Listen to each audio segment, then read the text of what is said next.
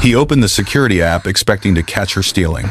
4 maids before her had walked off with jewelry, cash, prescriptions left his deaf daughter worse than they'd found her.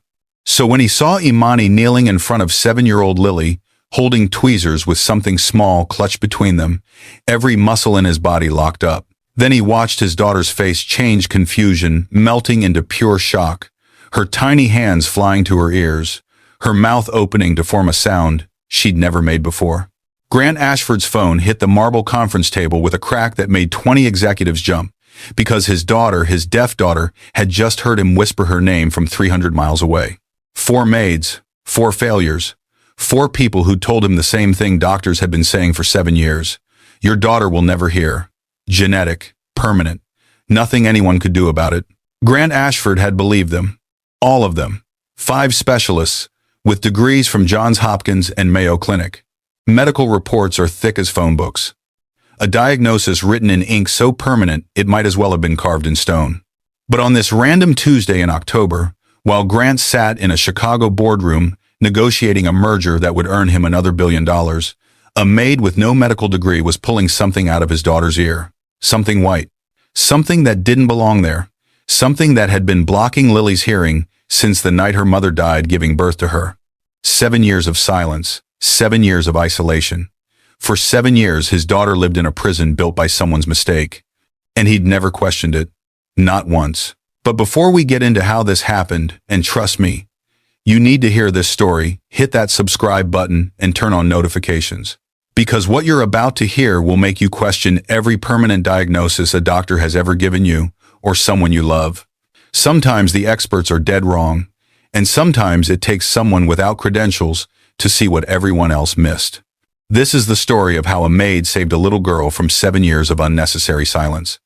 And how a billionaire father learned that watching your child's life through security cameras isn't the same thing as being there. Let's go back to the beginning. Connecticut General Hospital, 11:47 p.m.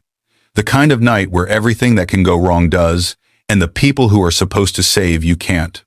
Elena Ashford was hemorrhaging, 34 years old, finally holding the daughter she'd waited a decade to have, and her body was betraying her. Code Blue.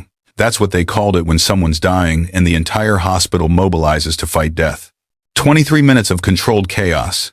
Doctors barking orders, nurses running, Grant Ashford holding his wife's hand while her grip got weaker and weaker until it wasn't a grip anymore. At 12:10 a.m., they declared her dead. And in another room down the hall, a baby named Lily was crying. Her first cries while a secondary medical team worked on her tiny body standard newborn procedures, airway management, making sure she could breathe on her own. They placed cotton pledgets in her ears during suctioning. Tiny medical cotton pieces to absorb fluids, standard protocol. Remove within 2 hours. Document the removal. Except nobody did. Because everyone's attention was on the mother they couldn't save. The junior resident who placed those pledgets was crying in the hallway, traumatized by losing a patient. The attending physician never signed off on the removal checklist, and those 2 tiny pieces of cotton stayed exactly where they were placed, deep in Lily Ashford's ear canals, blocking every sound that tried to reach her. Grant barely noticed his daughter existed those first few days. He was burying his wife, planning a funeral, telling Elena's parents that their daughter was gone, and trying not to break when they asked if the baby was okay. Was she okay? He didn't know. The nurses said she was healthy, strong, but something was off. Lily had stopped responding to sound. Loud noises, soft voices, nothing got a reaction. Week 2, the pediatric team ran hearing tests. No response. None. Grant sat in a sterile hospital conference room while doctors used words like profound and bilateral and sensorineural deafness. Then a genetic counselor walked in with Elena's family tree spread across the table like a map to everything Grant had lost. Elena's maternal grandmother, profoundly deaf. A recessive gene hiding in the family line, waiting. Dr. Morrison, chief of pediatric audiology at one of the best hospitals in Connecticut, looked Grant in the eye and said, hereditary sensorineural deafness, bilateral, profound, permanent. I'm sorry, Mr. Ashford. There's nothing we can do. And Grant, numb, shattered, drowning in grief he hadn't begun to process, nodded. Accepted it. Because what else do you do when 5 specialists with degrees from Johns Hopkins and Yale tell you your daughter will never hear? You believe them. Second opinion said the same thing. Third opinion confirmed it. Fourth opinion called it textbook genetic deafness. By month 6, Grant stopped questioning and started accepting. If 5 specialists agreed, who was he to doubt them? That first year, Grant built a fortress. Not the kind made of stone, but the kind made of distance. He threw himself into Ashford Industries like a man possessed, expanding operations, closing deals, working 18-hour days because work made sense and grief didn't. He hired Margaret, a 6'1" pediatric nurse with credentials that looked perfect on paper. She lasted 8 months before walking out with a warning Grant didn't want to hear. "She's unreachable, Mr. Ashford. I've worked with deaf children for 30 years. This is different. Something's not right." But Grant only heard the quitting, only saw another person abandoning his daughter. So he installed security cameras, every room, every angle, for Lily's safety, he told himself. The truth was simpler and sadder. It was easier to watch life than to live it. Lily's nursery, the one Elena had designed with pale yellow walls and a mural of stars, sat mostly empty. The crib Elena had picked out stayed in storage. Lily slept in a medical-grade bassinet in a room that felt more like a hospital than a home. And Grant's pattern was set. Check the cameras between conference calls, make sure Lily was fed and safe, then return to whatever deal was consuming him that week. By the time Lily turned 1, Grant was in his office and she was in her crib, and there was nothing but silence between them. Permanent, genetic, blameless. That's what the doctors had said, and Grant clung to those words like they could save him from the truth he wasn't ready to face. That maybe, just maybe, he'd stopped fighting for his daughter the day they told him there was nothing to fight for. Sandra came next. 29, specialized in early childhood development, energy that filled every room she entered. She taught Lily basic signs: mommy, daddy, more, stop. And for a while, Grant thought maybe this one would work out. But Lily learned slowly, seemed disconnected in ways Sandra couldn't explain. After 7 months, Sandra cornered Grant in the hallway, desperation in her voice. "Mr. Ashford, she needs specialized care. She doesn't bond like other deaf children I've worked with. Sometimes she reacts to things she shouldn't even sense." Grant heard criticism, not concern. "She's been examined by the best doctors in the country," he said coldly. "Thank you for your service." Lily was 16 months old when she watched Sandra pack her bags and leave. Then came Patricia, 45, with 20 years of deaf education, experience, and credentials that should have made her perfect. She implemented structured learning, visual schedules, sign language immersion. Lily showed progress, but Patricia grew increasingly troubled. Grant found her notes after she left without explanation. Behavioral responses inconsistent with congenital deafness. Recommend neurological reevaluation. He read those words and felt nothing but anger. Even the specialist couldn't handle her. What did that say about his daughter? Rebecca lasted the longest 9 months. She was kind, patient, and by the time she quit, she was crying in Grant's hallway. "She's not just deaf, Mr. Ashford. She's trapped. I can feel it, but I don't know how to save her." Grant's response was ice. "The doctors have confirmed her condition multiple times. If you can't manage Rebecca, cut him off. It's not about managing, it's about saving, and I don't know how." She walked out that day. Through his cameras, Grant watched 3-year-old Lily sitting alone in her playroom, unaware another person had just given up on her. He expanded the security system after that. More cameras, every angle covered. He told himself he needed to see who was actually caring for her. The truth, watching, absolved him from participating. By the time Lily turned 6, she'd stopped expecting anyone to stay. October, 7 years after Elena's death. Grant sat in his office, reviewing another stack of inadequate applications when Imani Harper walked in. 27, calm, no fancy degrees. Not what he expected. "You're not formally trained," he said, scanning her resume. She met his eyes steadily. "No, but I grew up with 2 deaf siblings. I know what it's like to live in a deaf household, not just study it." Her next question unsettled him. "Tell me about Lily. Not her diagnosis, her. What does she love?" Grant had no answer. "When's the last time you sat with her?" "Not watched her, sat with her." His jaw tightened. "I have a company to run. That's why I hire people." Imani's response was quiet but firm. I'm not here to run your company, Mr. Ashford. I'm here for Lily. He hired her because he was desperate, expected her to quit within weeks. Day 1, Imani didn't follow his protocols. She sat on the floor, watched Lily, learned her rhythms.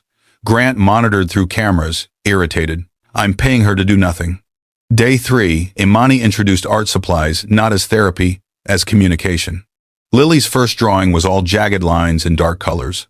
Tell me about this, Imani signed. Lily's hands moved slowly. Sad. Imani didn't try to fix it. It's okay to be sad. Show me more. Within a month, something shifted. Imani taught advanced sign language emotions, abstract concepts, storytelling. Lily's signing became fluent, expressive. She drew constantly. Empty rooms, faceless figures walking away, a little girl alone. One drawing stopped Grant cold.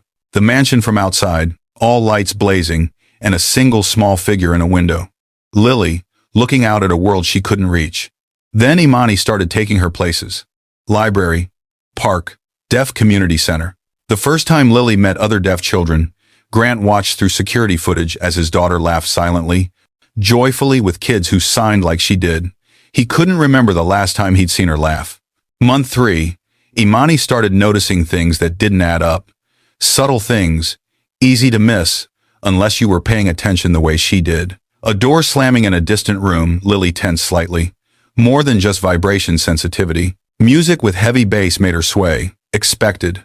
But high-pitched tones? Lily's face scrunched. Impossible if she was completely deaf.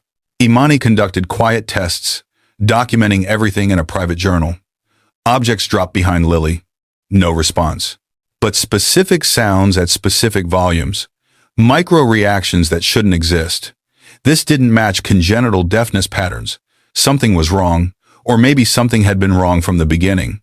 She called Lily's pediatrician, Dr. Chen. I'd like to review her birth records. Dr. Chen sounded annoyed. Why? Her condition is genetic, confirmed by multiple specialists. Imani pressed. Humor me. I work with her daily. Something doesn't fit. When the records arrived, Imani studied every page. Emergency procedures on newborn Lily.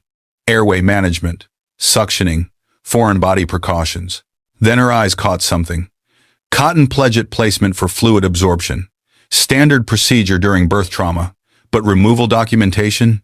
Absent. Completely absent. Imani's hands started shaking. Dr. Chen, were the pledgets removed post-procedure? Defensive now. That's standard protocol. Of course they were, but there was no proof, no signature, no timestamp, nothing. Can we examine her ears? Actually examine them? Dr. Chen's response was dismissive. She's had MRIs, CT scans. Her deafness is genetic. But Imani asked the question that changed everything.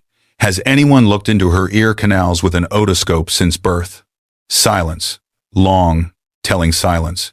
Doctor, Chen finally spoke. I'll note your concerns in her file. Translation, dismissed. Imani hung up knowing what she had to do next, even if it cost her everything. Week 13, Grant was reviewing security footage when he saw Imani on the phone, taking notes. He pulled up the audio, heard her talking to doctors, asking questions about Lily's birth, about medical procedures, about things she had no business investigating. Rage built in his chest like pressure in a sealed container. He burst into Lily's room during an art session. What exactly do you think you're doing? His voice was ice. Imani stayed calm. My job. Caring for Lily. Grant's hands shook. Your job is following my protocols, not playing doctor with my daughter's medical history. Imani handed him her journal. I need to show you something. Inside. Detailed observations, dates, times, responses that didn't match the diagnosis 5 specialists had confirmed. This is insane, Grant said. 5 specialists, 5 confirmed her diagnosis. Genetic, permanent. Imani's voice stayed steady. Did any of them physically examine her the day she was born? In those hours after Elena died? The question hit like a punch. Grant's mind flashed back. Chaos. Elena dying. Doctors focused entirely on saving her. The baby handed off to a secondary team. She's had every test available, he said weakly. Imani pressed harder. Tests looking for neurological causes. Did anyone check for physical obstructions? Grant's face went pale. Physical what? Imani explained.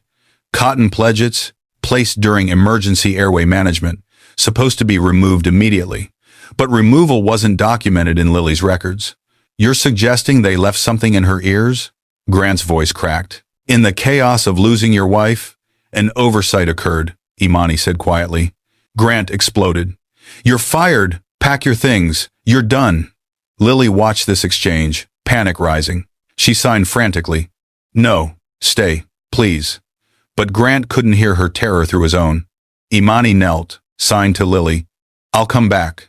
I promise. She left her journal on the table, deliberately. Grant stood alone with his daughter, who wouldn't look at him.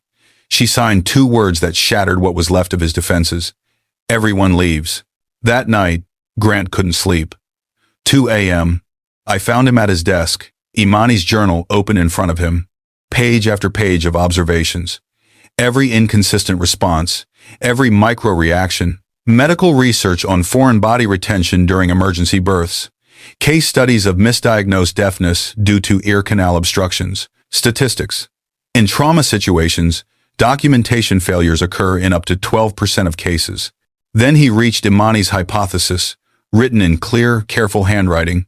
Conductive hearing loss due to impacted foreign bodies presenting as sensory neural deafness. Genetic explanation accepted without physical examination. Recommend immediate otoscopic evaluation. The final entry destroyed him.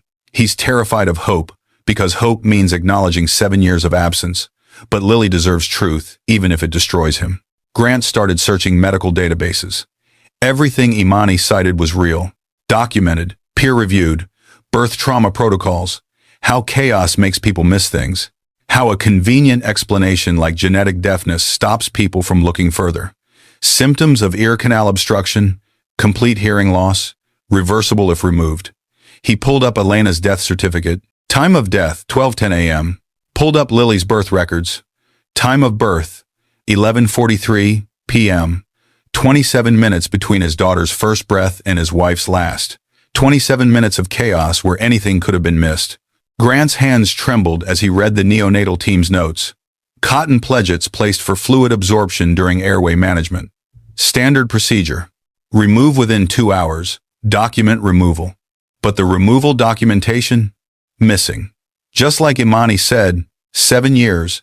7 years his daughter had been trapped by an oversight that happened in the worst moment of his life. 7 years he'd accepted permanent without questioning. 7 years he'd watched her through cameras instead of fighting for her. At 6 a.m., Grant picked up his phone. His voice cracked when Imani answered. Come back. Please, I need to know if you're right. Because if you are, I don't know how I'll live with what I've done. Imani arrived 30 minutes later with a medical-grade otoscope borrowed from her EMT brother. Lily saw her and signed frantically. You came back. Imani knelt, smiled. I promised, didn't I? Grant stood in the doorway present, not watching through a screen.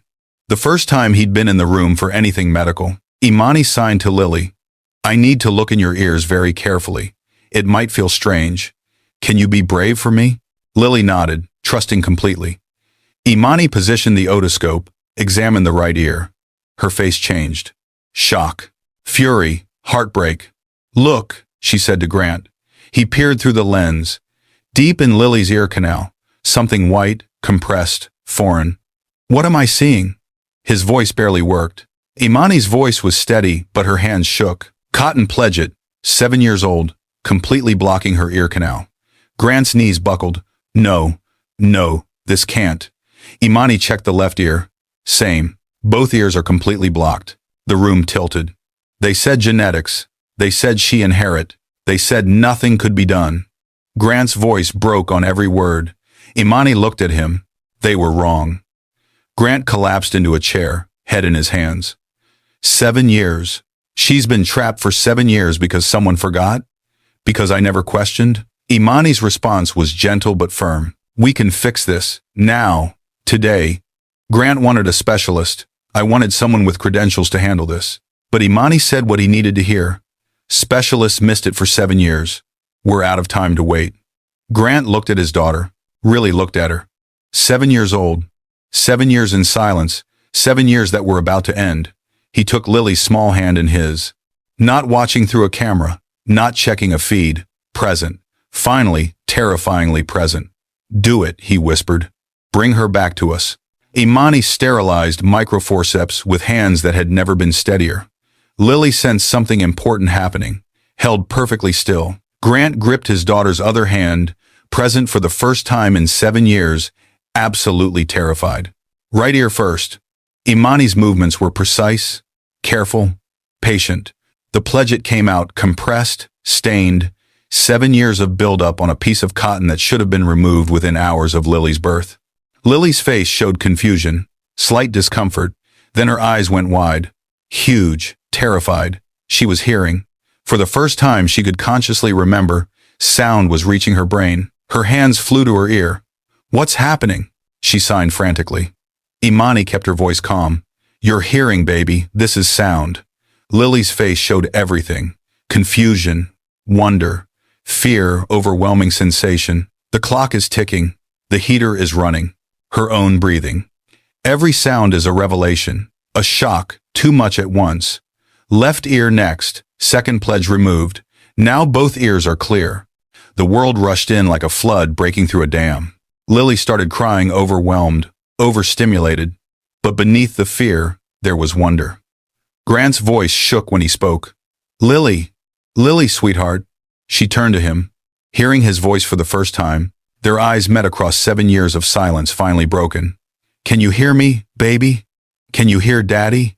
Lily's face crumbled. She nodded, signed Daddy, while trying to say it out loud, the first word she'd ever attempted to speak. The sound that came out was rough, unpracticed, but it was hers.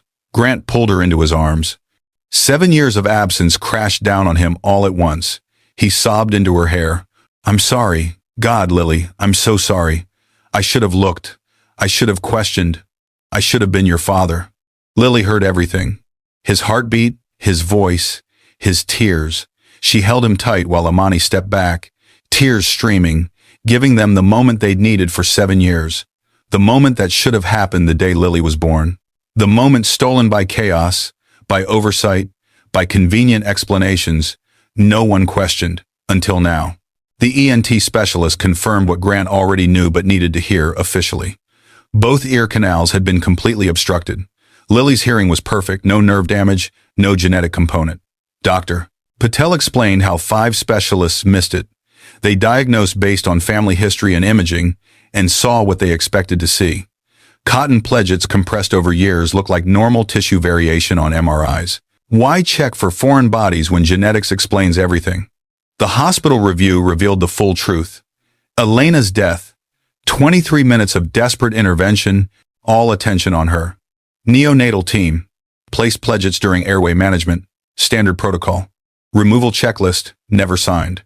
Junior resident traumatized by losing a patient, attending physician overwhelmed. And 2 tiny pieces of cotton stayed exactly where they were placed, blocking every sound for 7 years. Grant's fury was cold, controlled, and devastating. Hospital administrators offered compensation. He refused. I don't want your money. I want every protocol changed. Mandatory post-trauma audits.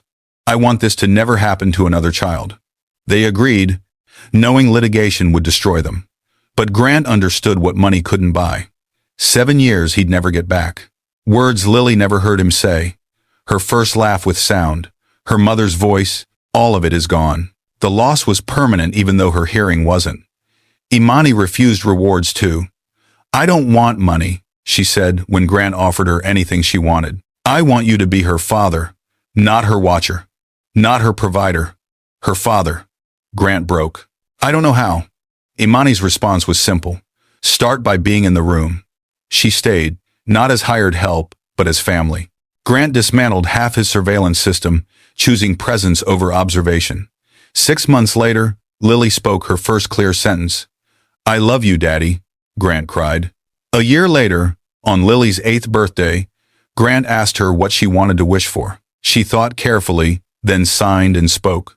I wish for everyone to hear what they need to hear. Grant understood. She wasn't just talking about sound. She was talking about being seen, being present, being there.